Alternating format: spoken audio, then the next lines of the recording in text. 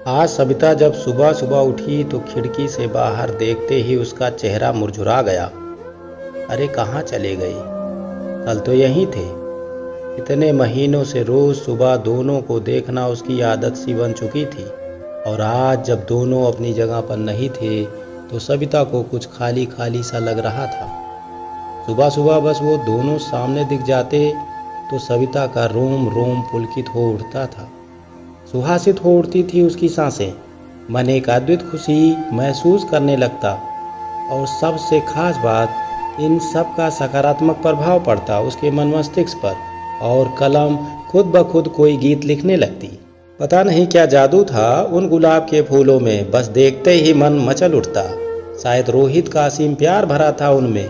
आखिर उसी ने तो सविता के जन्मदिन पर यह गमला उसे उपहार में दिया था, और फिर दोनों ने मिलकर उसमें गुलाब के फूलों का एक पौधा लगाया था। देखो ना सविता, तुम्हारे लिए एक काम सौंप कर जा रहा हूँ। कल ही मुझे कंपनी के एक प्रोजेक्ट के लिए लंदन निकलना पड़ रहा है। बस 6 महीने की ही तो बात है। फिर आते ही झट मंगनी पट ब्याह। बस तब तक मेरी यादों को इस पौधों में सजोती रहना। रोहित को सविता को बातों में उलझाना बड़े अच्छे से आता था। रोहित बेशक चला गया था, लेकिन सविता हर रोज बड़े अरमानों से उस पौधे को सींचती रही। सविता की खुशी का उस वक्त ठिकाना नहीं था जब वह एक रोज सुबह उठी। उसने पौधों पर 2 फूल खिले हुए देखे, और सफेद रंग के। दोनों फूल बिल्कुल एक दूसरे से जुड़े हुए थे, सविता और रोहित की तरह। सविता रोज उन फूलों को निहारती रहती और रोहित को याद करती। सविता की रोज रोहित से फोन पर बात होती थी। भला 2 साल से चल रहा प्रेम दूरियों से कैसे कम हो सकता था? इसी प्रेम की शक्ति ने तो उसे क्या से क्या बना दिया था। कभी किसी को चिट्ठी पत्री में 2 अक्षर न लिखने वाली सविता की कलम आज अनवरत चलने लगी थी। अपने जज्बातों की स्याही में भिगोकर क्या क्या न लिख डाला। तेरे एहसास में खुद ऐसे फना कर दिया हमने, जिंदगी बाकी न बची, न तेरे साथ न तेरी बात। पता नहीं कैसे एहसास थे जो दिल से निकलकर पन्नों पर बिखरते रहते थे।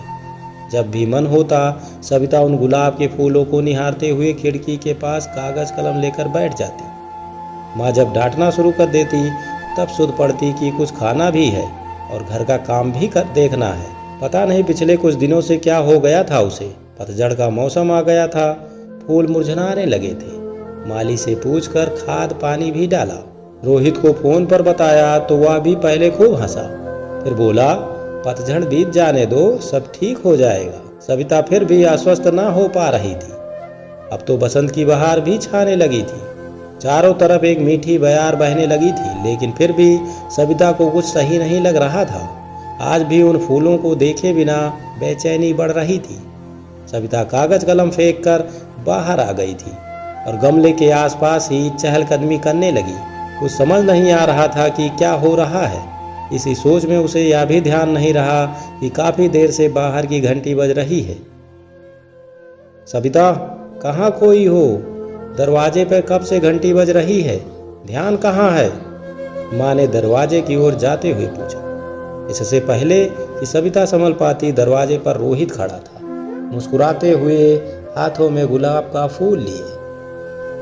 दोस्तों, आपको यह कहानी कैसी लगी? अगर आपको ऐसी ही इमोशनल कहानियाँ पसंद हैं तो बिल्कुल आप सही जगह पे हैं।